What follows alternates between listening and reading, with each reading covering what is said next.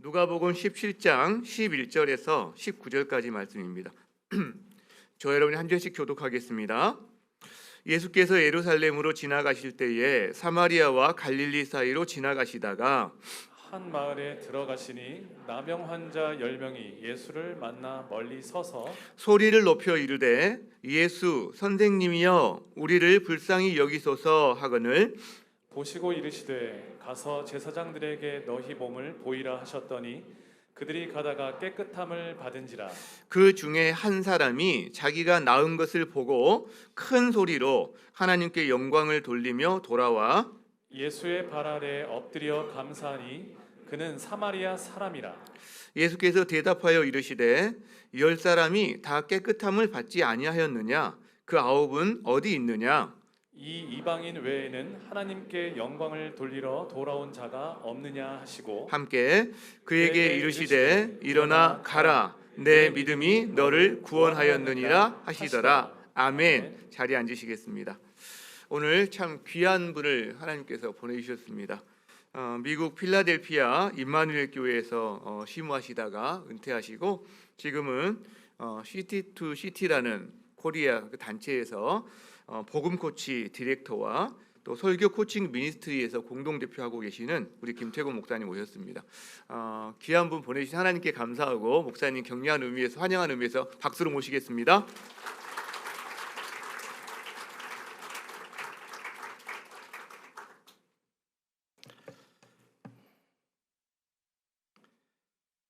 네, 반갑습니다. 우리 전상출 목사님 꼭 뵙고 싶었는데 제 나이 들어서 좋은 친구들 만나기가 쉽지 않은데 요즘에 그런 그 복을 많이 누린 것 같습니다. 그래서 목사님 만난 지는 얼마 안 됐는데요. 줌으로만 계속 뵙다가 오늘 실물로 처음 이렇게 만났습니다. 서로 실물을 보고 둘이 서로 실물이 낫구나 서로가 반가워요. 그리고 이렇게 또 함께 예배드리게 되어서 얼마나 좋은지 모르겠습니다. 코로나 때문에 참 전 세계가 얼어붙어 있었는데 저도 한국에 한 번쯤은 이렇게 한 1년에 한 번쯤은 나오는데 오늘 3년 만에 이렇게 나오면서 특별히 많은 그 규제가 해제되고 분위기도 많이 해빙 분위기 같은 그런 분위기라서 하나님께서 이런 은혜를 계속해서 부어주셨으면 좋겠다 이런 마음의 바람을 갖습니다. 계속 하나님의 은혜 안에 거하시기 바랍니다. 제가 잠깐 기도하고 말씀을 함께 나누도록 하죠. 하나님 고맙습니다. 오늘 거룩한 주일 주님께서 부활하신 날을 저희들이 또 기념하고 감사하고 감격하며 예배드릴 때 이 자리에 임재하시는 우리 하나님의 풍성한 은혜가 저희 모든 예배자들에게 풍족하게 임할 줄로 믿습니다.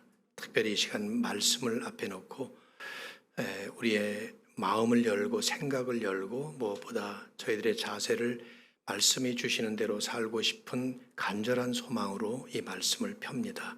말씀의 주인이신 예수 그리스도만 높임을 받으시고 또 우리에게는 한없는 하나님의 은혜가 깊이 새겨지는 시간 되도록 인도하여 주시옵소서. 예수님의 이름으로 간절히 기도드립니다. 아멘.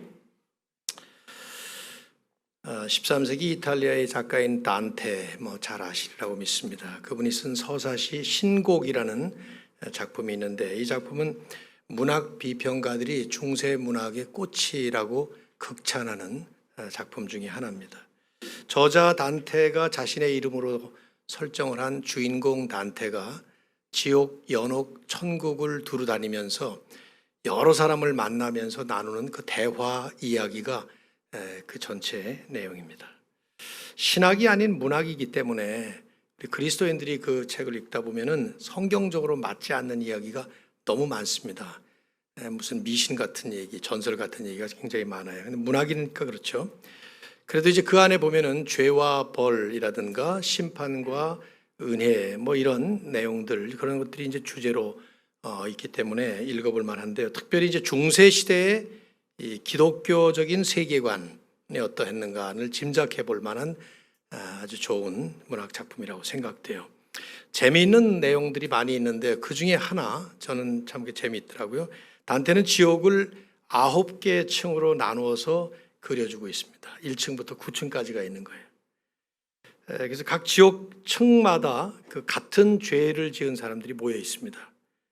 색욕지옥, 탐욕지옥, 폭식지옥, 많이 먹다가 이제 지옥 간 사람들인데, 분노지옥, 이단지옥, 폭력지옥, 사기지옥 이런 등등 같은 죄를 지은 사람들이 모여 있는데, 가장 악한 사람들이 모여 있는 제일 깊은 9층 지옥에 누가 있는가 하면 은혜를 저버린 사람들, 은혜를 망각한 사람들이 거기 안에 있습니다.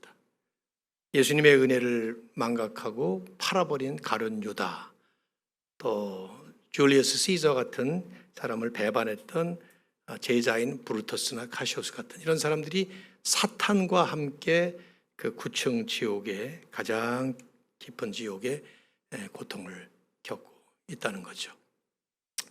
성경에 없는 문학가의 상상이지만 아마도 은혜를 망각하거나 은혜를 저버리는 그런 모습을 가장 추한 모습으로 그리려고 했던 그 당시 사람들의 의식과 시대상을 보여주고 있는 거라고 생각이 돼요.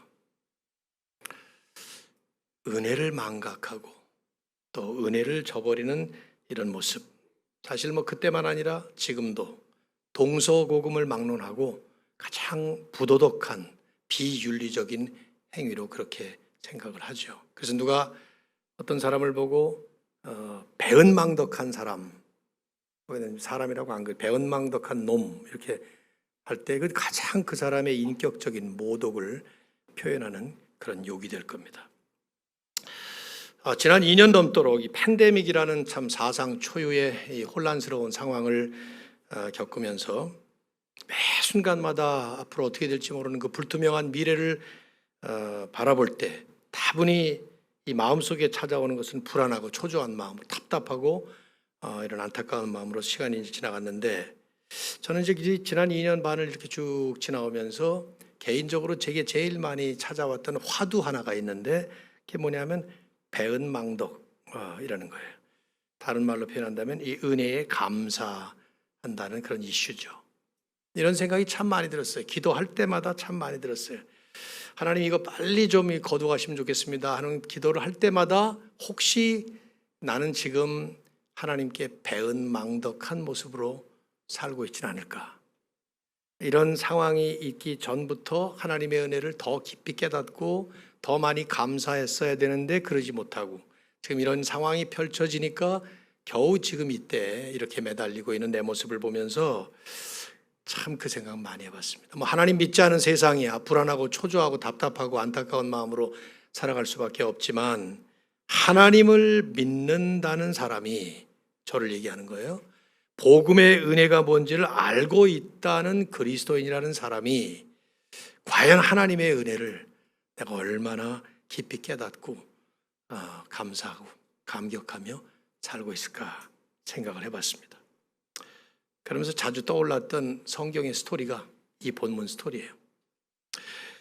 본문의 내용은 병치유라는 소재를 다루지만 주제는 감사 혹은 반대로 말한다면 배은망덕이라는 말로 얘기할 수 있어요. 왜냐하면 지금 이 말씀을 기록한 누가는 예수님께 병을 치유받은 10명 중에 딱 한 사람만 돌아와서 예수님께 감사를 드립니다. 그냥 말로 감사하는 게 아니라 너무 감격스러워서 마치 예배드리듯 그렇게 그 사람의 모습을 그리면서 그 한 사람의 반응에 대해서 예수님이 보이시는 반응을 누가는 상당히 특별하게 그리고 있어요. 예수님이 이적을 베푼 다음에 이런 식으로 반응 보인 적이 거의 없는 것 같아요. 그런데 이제 그렇게 지금 보여줍니다. 그래서 이 스토리를 이제 보다 보면 독자인 우리들에게 탁 다가오는 도전이 생깁니다. 너는 지금 하나님의 은혜에 어떻게 반응하냐? 하나님의 은혜를 어떻게 이해하고 있는가? 이런 질문을 받게 돼요. 그 질문을 하면서 한번 좀 나누시면 좋겠습니다. 여러분 잘 아시죠? 성경은 장르별로 이해하는 방향이 다릅니다. 그렇죠? 그래서 시편을 이해할 때는 시적으로 이해를 하셔야 돼요. 하나님은 반석이다 그럴 때 하나님이 진짜 돌이라고 생각하시면 안 되잖아요. 하나님은 반석처럼 든든한 분, 변함없는 분, 이렇게 시적인 표현이니까. 근데 지금 이거 스토리예요. 스토리는 그 안에 많은 설명이 없어요. 제가 지금 한 40분 설명조로 다 설교를 할 텐데 이런 내용이 없죠. 스토리는 그냥 우리가 드라마를 보듯이 보는 겁니다. 파친코라는 걸 여러분이 보시면은 그냥 그 내용에 빠지셔야지 그 내용에 대한 뭐 여러 가지 설명을 사실은 안 들어도 되잖아요. 안 보셨을 것 같은데 아직 지금 표정들이. 아무튼 이제 그게 이제 드라마인데 지금 이게 드라마예요. 그래서 그 드라마 장면으로 여러분이 주인공이 돼서 들어가 보시고 그리고 그 장면에서 일어나고 있는 일들을 상상하시면서 근거에 합당하게 지금 누가가 펼치는 대로 보시는 것이 성경이 우리에게 전하고자 하는 이 메시지의 패턴이죠. 예수님이 어느 날 예루살렘으로 가시다가 어떤 마을에 들어가셨어요. 근데 나병 환자들 10명이 찾아왔습니다. 12절을 보시면 한 마을에 들어가시니 나병 환자 10명이 예수를 만나 멀리 서서, 물론 이 사람들은 예수님께 가까이 올 수는 없었습니다. 나병 환자였기 때문에. 여러분 나병 환자를 보신 적이 있나요?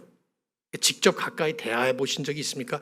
요즘에 별로 그렇게 보기 힘든 그런 병일 것 같아요. 의학 용어로는 한센병이라고 그렇게 말을 하죠.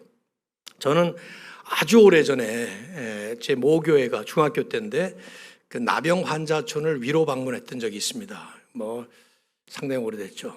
한 60년대 초 같은데요. 그 사람들은 완전히 나은 사람들이었어요. 그렇지만 이제 워낙 외형적으로 많이 이게 뒤틀리고 그러니까 사람들하고 섞여 살질 못해서 자기들끼리 사는 그런 마을이었고, 그러다 보니까 어렵게 살아서 교회가 위로하느라고 선물 가지고 방문했던 적이 있는데 지금 제 기억에 남은 그분들의 인상은 너무 무서운 인상이에요. 아주 괴물 같은 모습들이었어요. 코 떨어지고 귀 떨어지고 뭐 얼굴이 일그러지고 온통 그런. 그러니까 지금 이 장면에 나오는 지금 나병 환자들을 여러분이 상상을 해보셔야 되는데, 물론 이제 성경에 나오는 나병이라는 이 병은 한센병이라는 이 병만은 아니고 그걸 포함해서 아주 여러 종류의 만성, 급성 피부 질환을 다 총칭하는 폭넓은 용어입니다. 중요한 건 성경에서는 이 병은 의학적인 의미보다 종교적인 의미가 컸습니다. 나병으로 진단되는 순간 이 사람은 부정한 사람이에요. 그래서 어느 누구와도 접촉을 하면 안 돼요. 접촉하면 접촉받은 사람이 부정하게 됩니다. 그렇기 때문에 자기가 속해 있던 커뮤니티에서 완전히 쫓겨납니다. 가족들로부터, 지인으로부터, 그 사회에서 완전히 쫓겨남을 당하는 거죠. 병에 걸린 것만 해도 괴로운 일인데, 이 육신적인 고통도 괴로운 일인데, 아는 사람과 헤어져야 되고 자기가 속해 있던 곳에서 쫓겨나고 따돌림 받는다. 이건 엄청난 심리적, 영적 괴로움이겠죠. 고독과 이런 외로움에 절망적인 삶을 사는 거예요. 이분들이 이제 얼마나 오래 나병 환자가 됐는지 우리는 몰라요. 뭐 그중에 어떤 사람은 몇 년 전부터, 어떤 사람은 최근에, 어쨌든 함께 모여 살았는지 아니면 그냥 떠돌이로 노숙자들처럼 살았는지 모르지만 어느 날 이 사람들이 소문을 들은 거죠.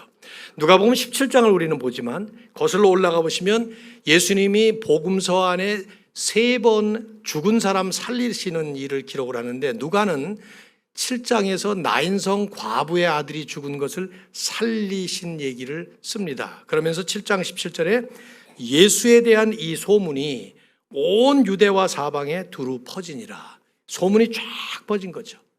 예수라는 사람이 못 고치는 병이 없더라. 귀신도 쫓아낸다더라. 심지어 죽은 사람도 살린다더라. 이런 소문을 이 사람들이 들은 거예요.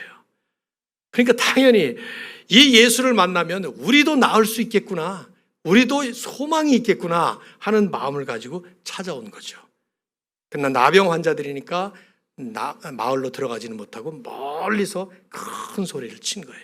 13절, 누가는 이 사람들이 소리치는 모습을 설명합니다. 소리를 높여 이르되 예수 선생님이여 우리를 불쌍히 여기소서 하거늘.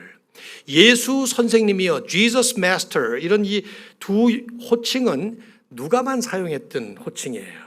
하나님의 권위, 신적인 권위를 상징하는 그런 표현입니다.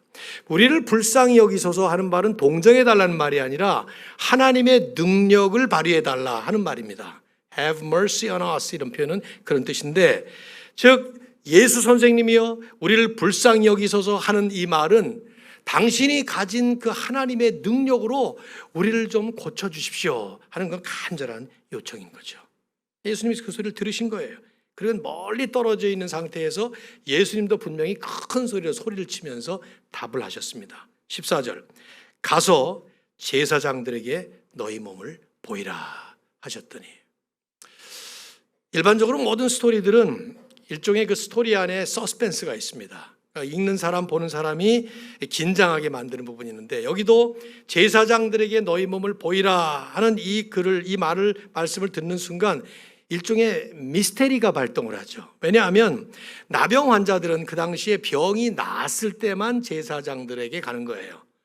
레위기 14장 같은 데 보면은 나병 환자들이 나았을 때, 저절로 낫는 가벼운 피부 질환도 있으니까 그럴 때 누구에게 찾아가는가 하면 제사장에게 찾아갑니다. 그러면 제사장은 그걸 보고 다 나았다, 마치 보건소장처럼 확인증을 주는 거죠. 그래서 집으로 돌아가고 다시 동네로 돌아가고 해서 자기가 잃어버렸던 신분을 다 회복시켜 주는 것이 제사장이 하는 일이에요.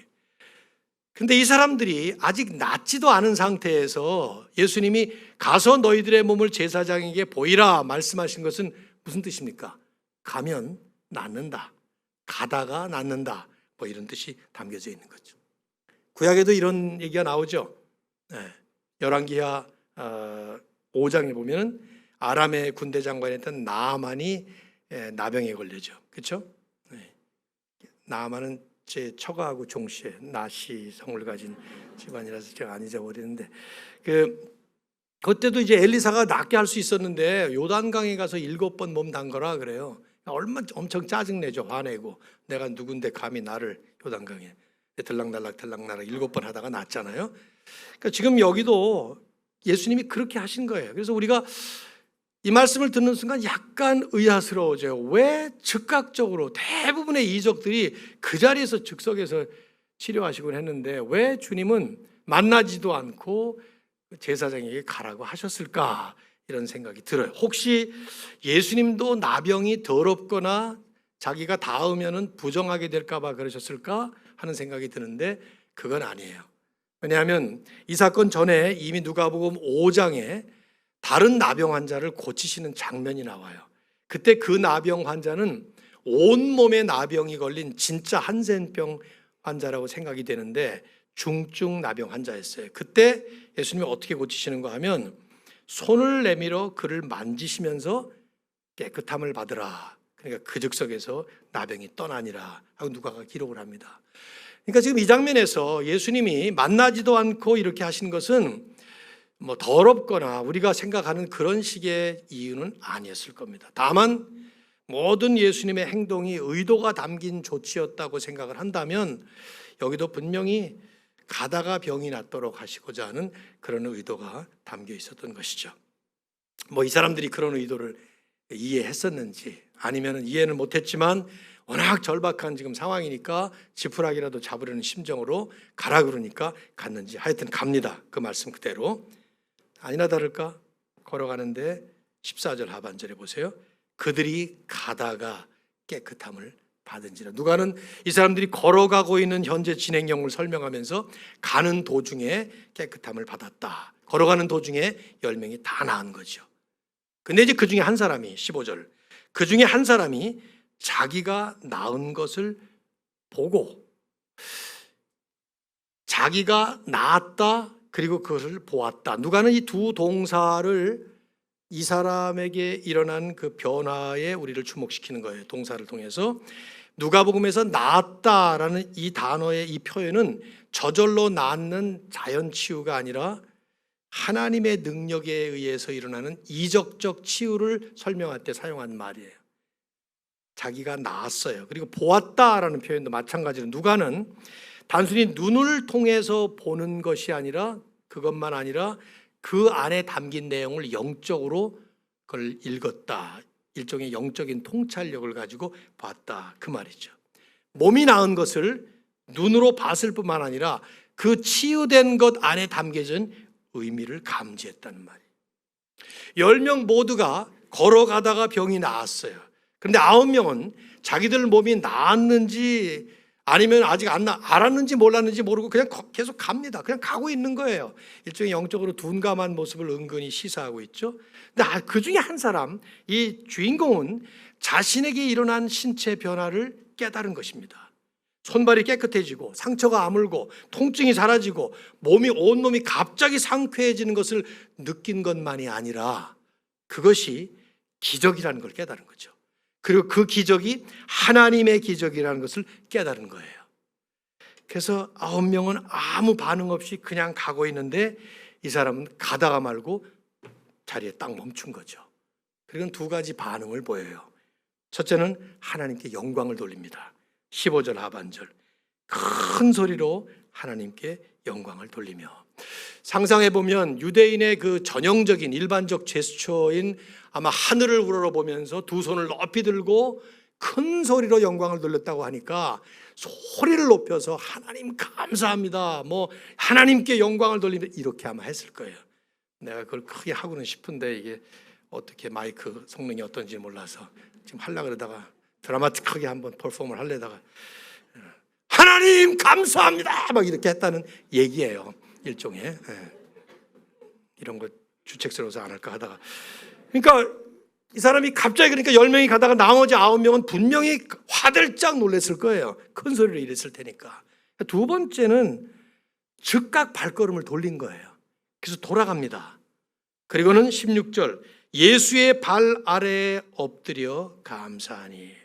방금 전에 지금 길 가다가 하나님께 영광을 돌렸을 때는 누가는 큰 소리로 했다라는 말을 쓴 걸로 봐서 예수님께 돌아와서 그 발 아래에 엎드렸다는 것은 아무 소리가 없는 걸 볼 때 어쩌면 상상을 해볼 때 말도 못하고 막 흐느끼면서 감사하지 않았을까, 이런 상상을 하게 만든. 너무 고마우면 말 못하잖아요. 오늘 어버이 주일이라 어르신들 이렇게 저도 내년에 여기 와서 저 한 살만 더 먹으면 저도 아까 그 선물 타는데 69이니까 내년에 한 번 더 와야 되겠다. 부모님들께 이런 선물 교회에서 드리고 집에서 드리고 할 때 정말 고마우면 막 뭐라고 말도 못 하잖아요. 목사님 아까 감사의 글을 읽긴 했습니다마는 지금 이 사람이 아까는 큰 소리로 영광을 돌리는데 지금 예수님의 발 아래에 엎드려 그냥 감사하는 예배를 드리는 행위를 보여주고 있는 거죠. 깊이 깨달은 거예요. 지금 이 사람은 잘 보세요. 자기 병이 그냥 나은 게 아니라 이게 기적으로 나았어요. 하나님의 기적으로 나은 걸 봤어요. 그리고 그 기적은 방금 전에 제사장에게 가서 내 몸을 보이라 말씀하셨던 그 예수라는 사람이 일으킨 기적이었다는 것을 깨달은 것이죠. 이 깨달음, 이 사람에게는 그게 있었던 거예요. 그래서 먼저 하나님께 즉각적으로 그 자리에서 영광을 돌리고 계속 가지를 않고 돌아서서 터닝 백해서 아까 그분 예수님께 돌아온 것입니다. 그리고 그분에게 좀 전에 하나님께 영광을 돌렸던 것처럼 엎드려서 예배드리듯이 감격하면서 감사하면서 지금 한 것입니다. 누가는 이 시점에서 나레이터의 입장에서 폭탄 선언을 합니다. 16절 하반절에 그는 사마리아 사람이더라. 여러분 이제 미스테리 소설이나 어떤 아주 재미있는 드라마 같은 걸 보면 등장인물이 중요한 사람인데 그 사람이 누군지를 계속 이렇게 홀드하고 있다가 숨기다가 중요한 시점에서 빵 터뜨리면서 이 사람이 그 사람이다 뭐 이런 거 우리 드라마나 소설 같은 데 많이 보잖아요. 비슷한 거예요. 그러니까 이 말의 맥락은 뭐냐면 독자들에게 놀라지 마세요. 이 사람은 유대인이 아니라 사마리아 사람입니다. 그 얘기예요. 나머지 9명은 유대인이었다는 얘기죠. 그 사람은 사마리아 사람이더라 하는 이 짤막한 이 스테이트먼트, 이 문구가 어떤 뉘앙스를 남기고 있는 것인가? 여러분이 이제 우리 사마리아에 대한 역사적인 그 배경을 떠올리셔야 되는데 이게 정서적으로 떠올릴 필요가 있어요. 어떤 정보 차원에서 알고 계시는 거 말고 일본 그러면 뭐 발이 우리 옆나라고 뭐 일본에 대해서 아는 게 좀 많습니까? 근데 한일전 할 때마다 왜 그렇게 한국 사람들은 일본은 꼭 이겨야 된다고 난리를 치나요? 저도 미국에서 한일전 했다 하면 그냥 막 반드시 저건 이겨야 돼 막 이런 식으로 생각이 드는데 그 안에 여러 가지 그 정서적인 게 담겨져 있죠. 사마리아 사람이라 이게 무슨 말인가? 사마리아는 이제 거슬러 올라가야 돼요. 주전 10세기 그러니까 1000년 전으로 예수님보다 1000년 전에 이스라엘은 둘로 갈립니다. 사울, 다윗, 솔로몬까지가 통일 왕국이고 솔로몬의 아들 르호보암 때 그때가 이제 그때인데 그때 남북으로 갈려요. 남은 유다 왕국으로 정통 왕국으로 남고 북방은 이스라엘이라는 10개의 지파가 다 올라갑니다. 여로보암이 올라가고 르호보암이 남고 그때 우리 남북이 갈라진 것처럼 북방 이스라엘의 수도는 사마리아였어요. 남방 유다는 여전히 예루살렘이지만 근데 북방 이스라엘이 먼저 주전 722년에 아수르 제국에 의해서 멸망하고 150년이 지난 다음에 아수르가 바벨론에 넘어가서 바벨론이 남방을 또 넘어뜨립니다. 150년 동안 위에 북방이 망하고 나서 남방 유다는 남아있는데 그때 어떤 일이 일어나는가 하면 아수르 제국이 북방 이스라엘을 침공했을 때 그들은 혼혈화 정책을 펼칩니다. 유대인이 그렇게 싫어하는 혼혈 결혼을 하는 거예요. 그래서 아수르 사람들을 데려다가 사마리아에 집어넣습니다. 결혼을 시킵니다. 남방 유다는 그때부터 너희는 잡종이다. 더 이상 유대인이 아니다. 그러면서 지옥의 땔감이라고 불렀던 이방인들, 그러니까 유대인들은 어떻게 생각했는가 하면 하나님이 지옥을 계속 돌리는데 지옥에 계속 불이 타야 되잖아요. 근데 그 계속 불타는 땔감을 만들기 위해서 이방인들을 만들었다는 거예요. 여러분이나 저는 다 땔감으로 태어났던 사람들이에요. 근데 그 지옥의 땔감의 대표적인 존재가 사마리아다 이렇게 생각한 거예요. 그렇게 얘기한 거예요. 대놓고 선포했죠. 그래서 상종을 안 했습니다. 가장 가까운 지역이었지만 유대 한복판에 있었지만 지리적으로는 그렇게 가까운 지역인데 관계적으로는 멀었던 거죠. 오죽했으면 예수님은 사도행전 1장 8절에서 드디어 이제 복음이 땅끝까지 전파되리라 하는 말씀을 선언하실 때 유언처럼 남기셨던 마지막 말씀, 성령이 너희에게 임하시면 너희가 권능을 받고 예루살렘과 온 유대와 땅끝까지 그러면 되는데 거기다가 사마리아를 쏙 집어넣으셨어요.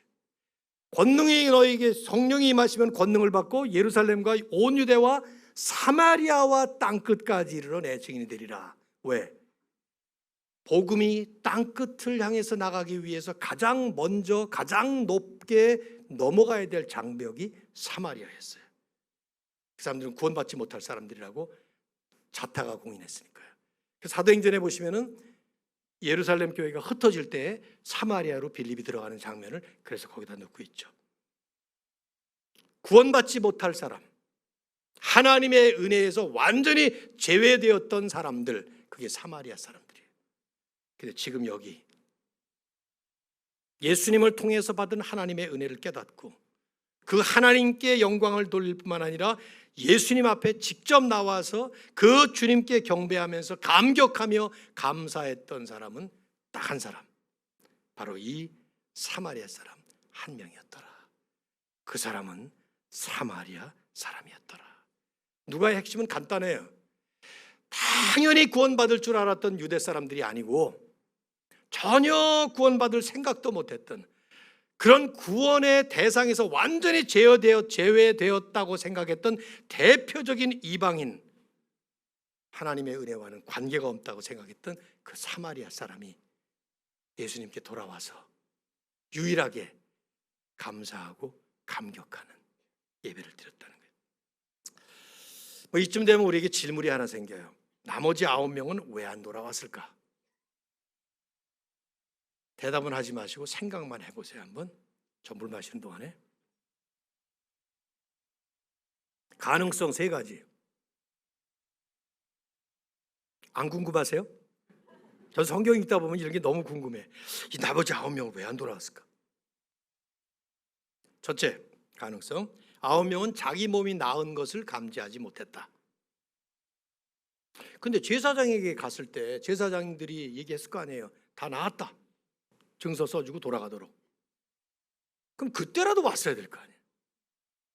아까 걔는 혼자 갔지만 그건 아닐 거예요. 두 번째, 빨리 제사장에게 가서 증명받고 집으로 돌아가고 싶어서 아내도 만나고 자식들 보고 싶고 저는 손주가 7인데 손주 만나고 싶고 막 이래서 가고 싶어서 그래서 돌아오지 않고 갔을 것이다. 아니 그러면 그때라도 가족들 다 데리고 왔어야 되잖아요. 이분이 바로 나를 고쳐준 사람이. 그랬어야 되는 거 아니에요? 여러분 같으면 안 그러시겠어요? 그것도 아닐 것 같아요. 세 번째가 제일 제 생각에는 맞을 것 같아요. 이 9명은 본래 몰상식한 싸가지 배은망덕한 놈들이었다. 요게 아마 제일 정답에 가깝지 않을까라고 생각이 되는데 이 제 추측이지 정확하지가 않아요. 왜냐? 누가가 말을 안 해주니까. 뭔가 이유가 있었을 거예요. 다 다른 이유가 있었을지도 몰라요. 그냥 상상만 하게 만들어요. 질문을 하게 만들어요. 왜 똑같이 이적을 경험하고 똑같이 병을 치유받고 똑같이 은혜 입고 똑같이 축복받고 똑같이 감사의 동기를 가졌음에도 불구하고 한 사람은 돌아왔는데 한 사람은 감사했는데 한 사람은 그렇게 감격하며 경배했는데 나머지 9명은 배은망덕한 사람들이 되어버렸을까? 궁금증만 우리에게 남기고 있어요. 이게 잘된 스토리거든요. 기생충이라는 영화가 나온 다음에 다 끝나고 나서 마지막에 이 끝난 거야? 그 다음에 어떻게 하려고 그래? 봉준호 씨가 또 하나 만들려고 그래? 막 이런 궁금증을 불러일으키니까 아카데미 작품상을 타는 거죠. 누가는 이 9명이 왜 돌아오지 않았는지 전혀 이유를 안 밝혀요. 이유가 있었을 텐데 상관없다는 얘기예요. 돌아오지 않은 이유가 상관없다는 얘기예요. 그냥 돌아오지 않았다는 거예요. 팩트. 한 사람은 돌아왔다. 이게 중요한 거예요. 누가의 포인트는 누가가 강조하는 건 딱 두 가지인데 첫째는 돌아온 사람이 사마리아 사람이었다는 그 사실. 두 번째는 그 사람이 돌아온 것에 대해서 예수님이 보이신 반응이에요. 예수님이 이런 식의 반응을 보이시는 적이 거의 없어요. 근데 보세요. 17절, 18절. 자, 다 같이 여러분이 한번 읽어 주십시오. 자, 여기 떴네요. 시작.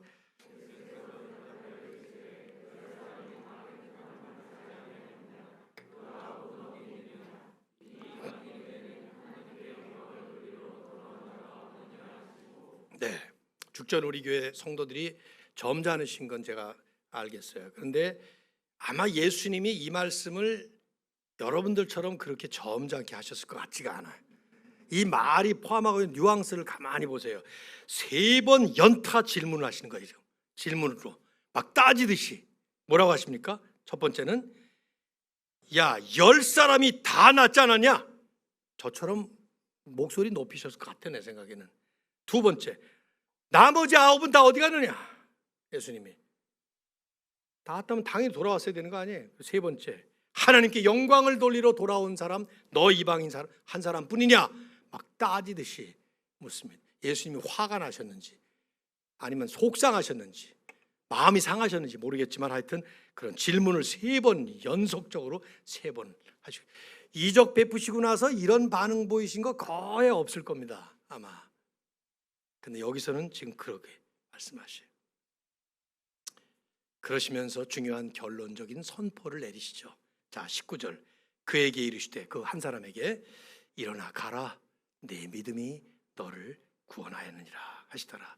이 말은 9명은 믿음이 없고 너만 믿음이 있구나 하는 말씀일 수도 있겠지만 오히려 그거보다는 다른 9명도 어떤 종류의 믿음은 있었길래 예수님께서 제사장에게 가라 할 때 그 말씀을 믿고 갔어요. 그걸 뭐 믿음이라고 얘기할 수 있는지 모르겠지만은 하지만 중요한 것은 사마리아인에게는 그 지금 이 사람에게는 종류가 다른 차원이 다른 그 질적인 차원에서 다른 종류의 일종의 구원받았느니라 라고 말씀을 들을 만한 그런 믿음이었다 하는 것이죠.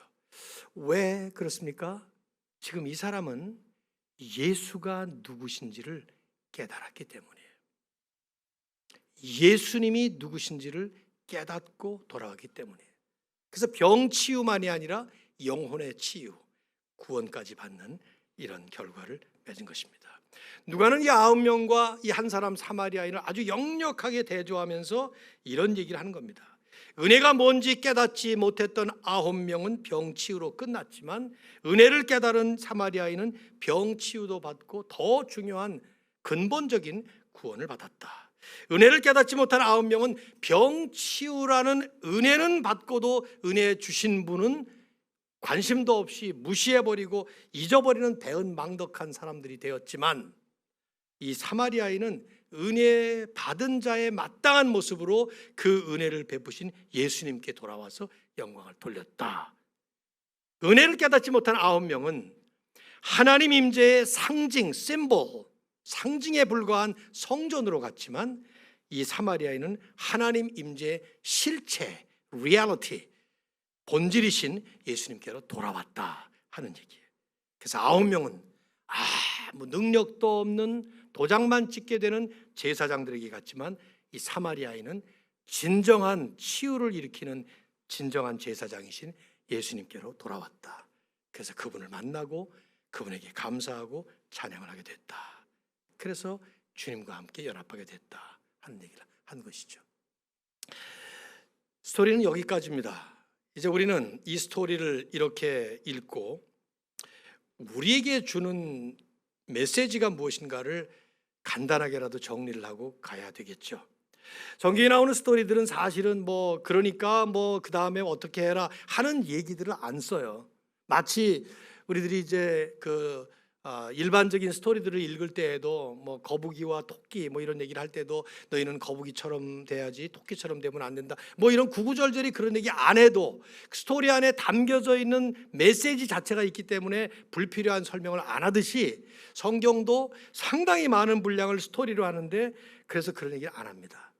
다만 우리에게 각자에게 성경은 성령의 조명하심을 통해서 도전을 던지는 것이죠. 그게 뭡니까? 저는 질문형으로 이렇게 얘기를 하겠어요. 하나님의 은혜를 아십니까? 설교 제목으로 그렇게 지었죠. 조금 더 풀이를 해본다면 하나님의 은혜를 진정으로 알기에 마땅한 감사와 마땅히 감격하며 사십니까? 하는 질문을 하고 있는 거예요. 저는 이거 상당히 심각하다고 생각해요.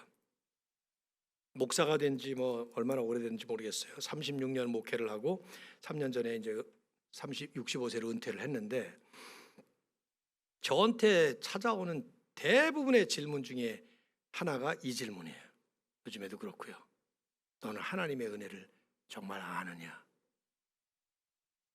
여러분 아시나요? 제가 조금 도발적으로 그리고 좀 과감하게 이걸 정리를 할까 그래요. 여러분 우리는 누구나 다 하나님의 은혜 속에 삽니다. 그런데 그걸 깨달아야 할 만큼 깨닫지는 못합니다. 예외 있겠죠. 예외 있을 수 있고요. 또 근데 일반적인 것보다 훨씬 더 우리는 보편적으로 은혜 깨닫지 못합니다. 예수님은 이런 말씀하셨어요. 마태복음 5장 45절에 보면 산상수훈 가운데 하나님이 그 해를 선인과 악인에게 비추시고 비를 의로운 자와 불의한 자에게 내리신다. 이 무슨 말이냐면 햇빛, 또 비 이런 것들이 자연 현상이 아니라 하나님이 비추시고 하나님이 내려주시는 거라는 거예요. 이것을 놓고 신학자들은 일반 은혜라는 말을 씁니다. common grace라는 말을 써요. 믿는 사람이건 믿지 않는 사람이건 크리스찬이건 난 크리스찬이건 누구에게나 하나님이 베푸시는 하나님의 은혜, 햇빛, 비 필요할 때 비 주시고 해 필요할 때 해 주시고 이런. 근데 우리가 그걸 그렇게 깨달으며 살까? 그럴까요? 안 믿는 사람들은 당연히 그건 자연현상이라고 얘기를 할 거예요. 근데 믿는 사람들도 저나 여러분도 믿기는 하지만 여기서 그러나 정말 가슴에서 느끼면서 정서적으로 그 부분을 감격할까? 글쎄요. 아침에 해 뜰 때 은혜의 햇빛이다 이러면서 깨어나시고 길로 나서시는 분 얼마나 되세요? 비가 내릴 때 하나님의 은혜의 단비다 그렇게 감격스럽게 요즘에 산불이 많이 일어났으니까 산불 나니까 비가 그리워서 우리가 기도하고 그러면서 그럴 수는 있겠지만 일반적으로 그러냐 이 말이죠. 날씨 좋네. 또 비 오는데 내일 크리스찬이나 난 크리스찬이나 다 그런 용어를 쓰죠. 용어 속에 담겨져 있는 우리의 마음은 그래요. 하나님의 은혜 알지만 정말 깨달을까? 정말 알까? 질문해 볼 때 저는 제 예를 들어도 아니라고 말하고 싶어요. 아닌 것 같아요. 아니에요. 날씨뿐이 아닙니다. 모든 게 하나님의 은혜이지만 우리는 그렇게 의식하지 못하고 삽니다. 하루에 수천, 수만 번, 저도 뭐 운전 많이 하니까요. 이 부딪힐 수 있는 자동차의 홍수 속에 살면서 사고 일어나지 않고 운전한다는 이거 하나님의 은혜예요. 그런데 그렇게 못 느껴요. 사고 터질 때까지. 제 아내는 작년 11월에 미국에서 고속도로에서 혼자 운전하다가 제일 큰 트럭 있잖아요. 16개 바퀴 달린 거 16휠러라 그러는데 그거하고 부딪혔어요. 그래서 옆에서 이 사람이 아마 앞으로 가로지를 때 이걸 잘 못 쟀나 봐요, 제대로. 그 뒷부분이 제 아내 옆에 그 차 오른쪽을 다 치고 들어가서 차가 완파됐습니다. 근데 아내는 멀쩡히 살았어요. 저기 앉아 있는데 지금. 제가 증거로 데려왔어요, 지금. 그 첫 마디가 야, 하나님의 은혜다. 아내를 만나서 고맙다고 살아줘서 그 더 고마운 게 이제 그 덕분에 새 차까지 사게 됐는데 다음엔 이러지 마라. 목숨 걸면서 돈 벌지 말라고 제가 이제 그렇게 얘기를 했는데 그러고 지금 5개월이 까맣게 잊어버리죠. 뭐 운전할 때 까맣게 수많은 자연재해 속에 삽니다. 동부에서 허리케인, 미국 서부에서 지금 산불, 서부로 이사 와서 사는데 지진, 근데 한 번도 경험 안 해봤어요. 저는 그거 하나님의 은혜인데 뭐 내가 지진이 일어나는데 뭐 잘 넘어가고 뭐 그래 살아남은 게 아니에요. 한 번도 안 겪었어요. 저는 54년 1월생이기 때문에 대한민국의 한국 동란이 끝나자마자 태어난 사람인데 이북에서 내려오신 이제 우리 부모님들이 내려오셨고 그런데 얼마든지 제가 그 전쟁통에 전쟁 고아가 될 수도 있었고 집 잃은 난민 신세로 살아갈 수 있었는데 그런 게 한 번도 안 겪었습니다. 하나님의 은혜죠. 지금 우리 얼마나 많은 세균과 질병이 득실거리는 세상에 삽니다. 이 코로나 때문에 지난 2년 반 동안에 전 세계 5억 1,600만 명이 감염이 됐고 사망자가 627만 명, 뭐 신문 보도가 그렇지 후진국에 이게 밝혀지지 않은 것까지 합하면 한 2배는 될 거라고 그렇게 얘기를 하는데 한 번도 코로나 안 걸렸어요. 저는. 여러분들은 어떠세요? 안 걸린 분도 계시고 걸렸다가 나으신 분도 있고 어쨌든 여기 지금 나와 계시잖아요. 이게 뭐 백신 덕분입니까? 하나님의 은혜 아닌가요? 그런데 그렇게 느끼나요? 못 느껴요. 못 느낍니다.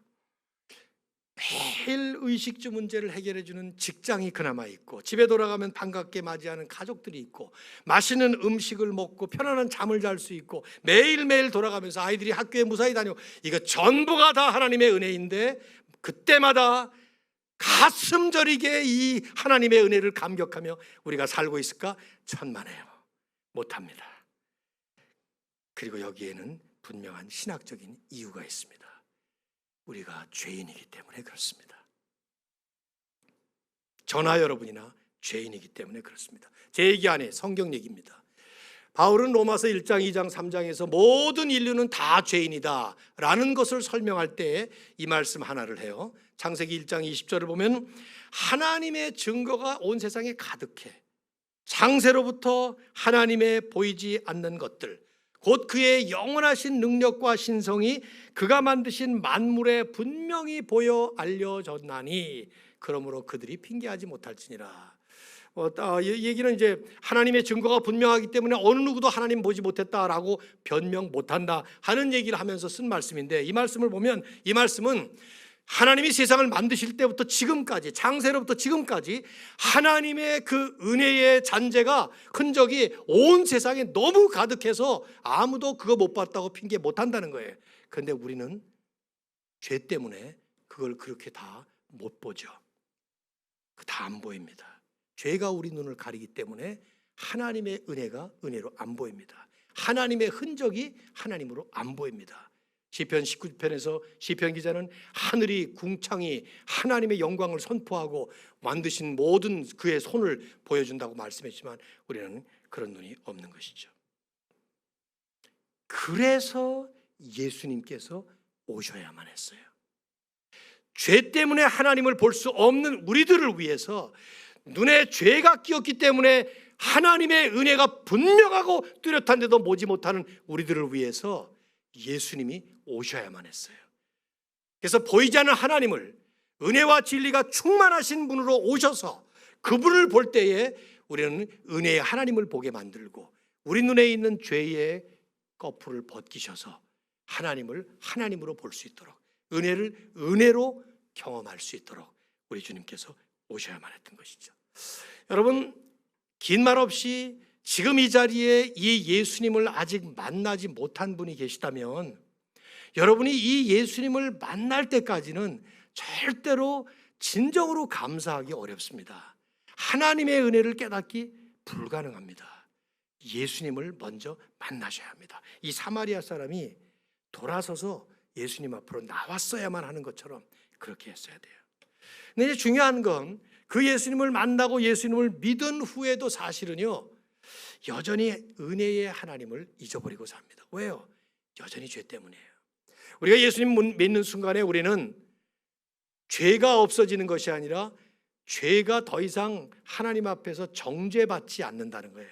그걸 우리가 칭의라고 그러죠. 칭의, 의롭다 칭하는 거예요. 그 말은 무슨 말이냐면 여전히 죄인인데 그냥 의인이라고 불러주겠다는 거예요. 하나님 마음이죠. 그래서 하나님이 너를 위해서 대신 죽은 예수 그리스도 때문에 너는 아직도 죄인이지만 의인으로 불러주겠다. 언제든지 우리는 그래서 의인 취급을 받는 것입니다. 그런데 우리 안에 여전히 죄는 있어요. 그래서 우리는 이 죄 때문에 은혜를 누리면서도 여전히 깨닫지는 못해요. 은혜를 누리면서도 은혜 주신 분은 망각하는 거예요. 9명처럼 병 치유를 받아도 치유하시는 분은 잊어버려요. 은혜를 받고도 은혜 주신 분에 대해서는 까맣게 잊어버려요. 사마리아 사람은 달랐던 거죠. 프레드릭 댕커라고 하는 신학자는 He saw the giver in the gift, 이런 말을 썼어요. 기프트 안에 담겨져 있는 그 선물 주신 분을 보았다. 이거 뭐 얼마나 자주 경험하는 건지 모르겠습니다. 전 손주가 7이니까 이제 미국으로 돌아가면 이 손주들한테 이제 선물 하나씩 뭐 조그만 거 사서 갖다 줄 텐데, 아이들한테 우리 어르신들 선물 사다 주면 어떤 반응이 보입니까?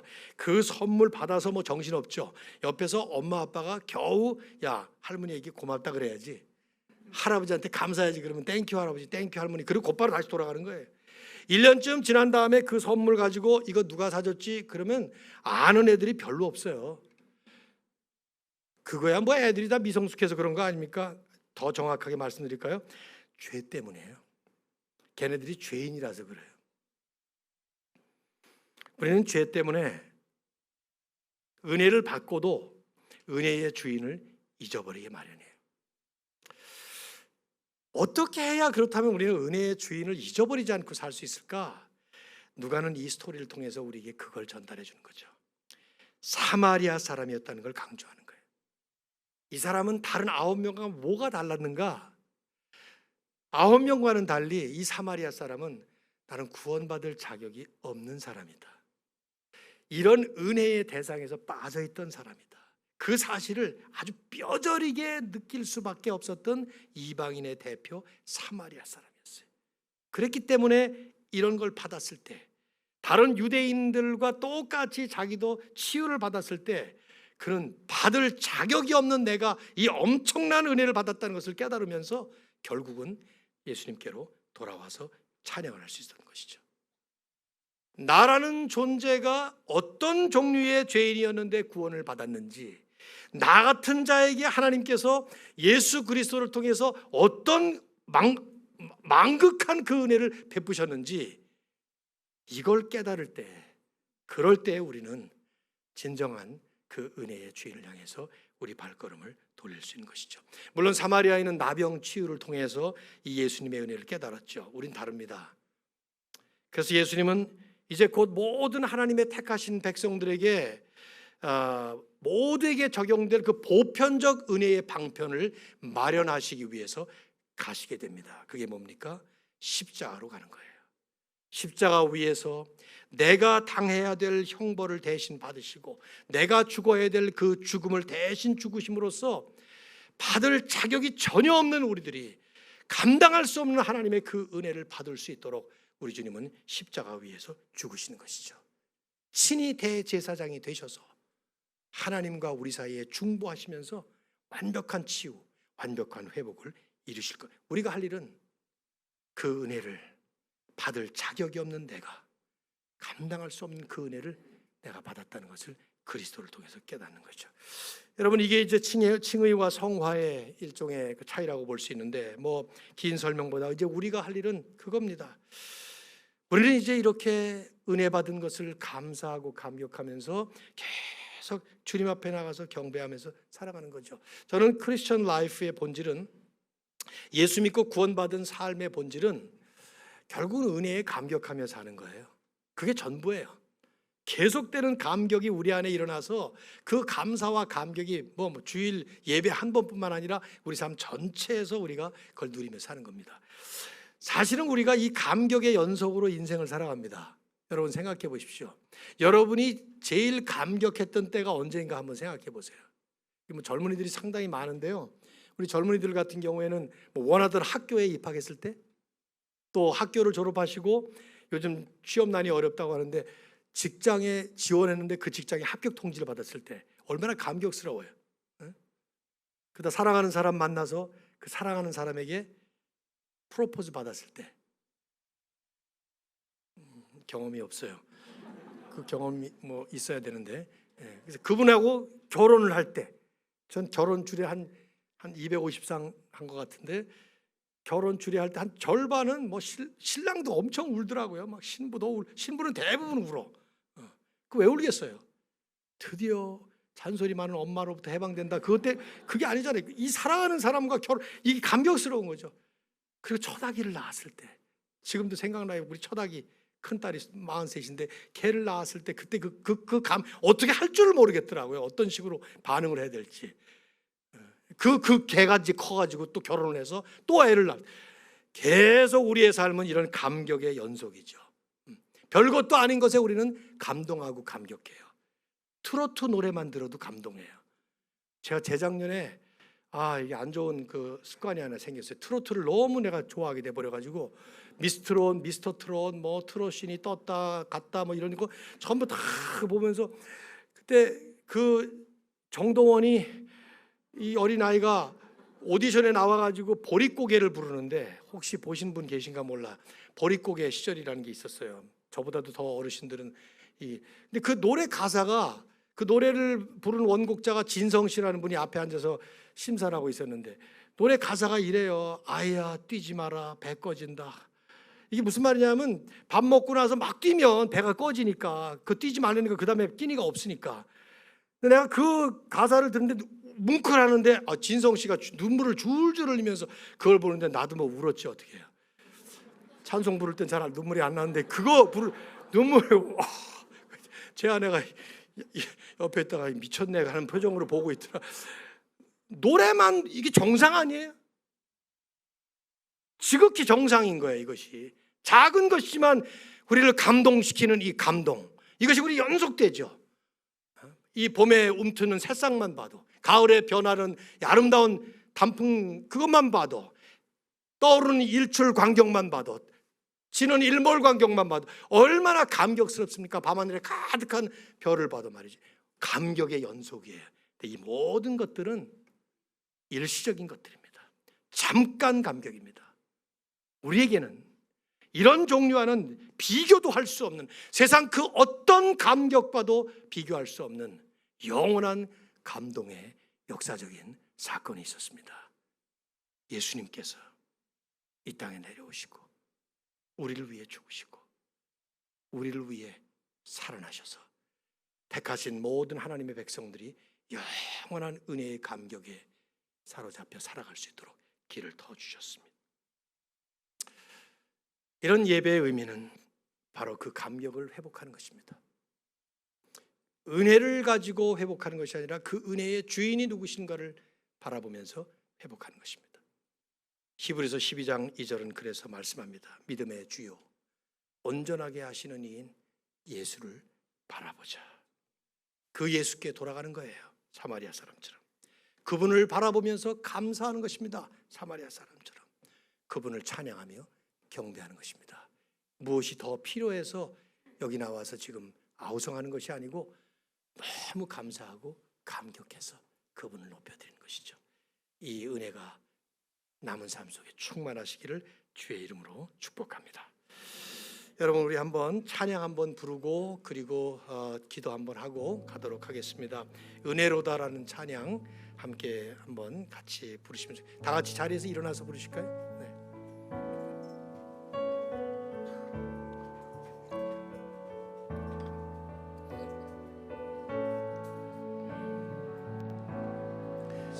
시작된대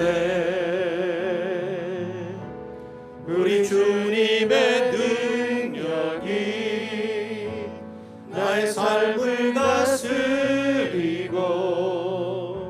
새롭게 하네 자유하네 죄와 사망으로부터 나의 삶은 변하구나 충만하네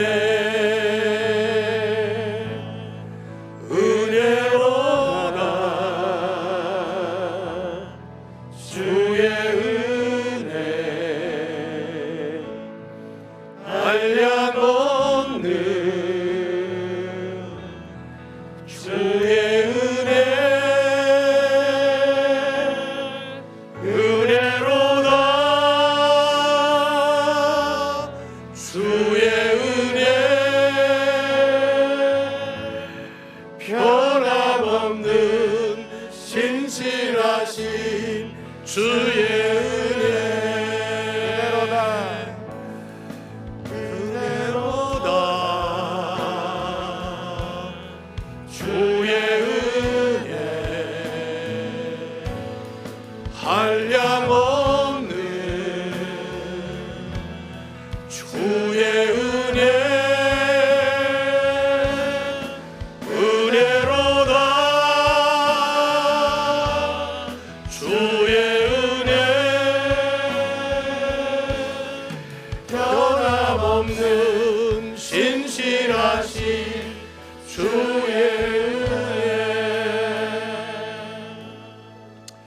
우리 한 1, 2분 정도라도 하나님 앞에 함께 통성으로 기도하고 돌아가면 좋겠습니다. 우리에게 은혜를 베푸신 그 주님을 잊어버리지 않도록, 은혜의 주인을 망각하지 않도록, 배은망덕한 삶이 아니라 은혜에 항상 감격하며 감사하는 삶을 살 수 있도록 믿음의 주요 온전하게 하시는 예수 그리스도를 바라볼 수 있도록 우리 다 같이 한번 하나님 앞에 기도하겠습니다. 기도합시다.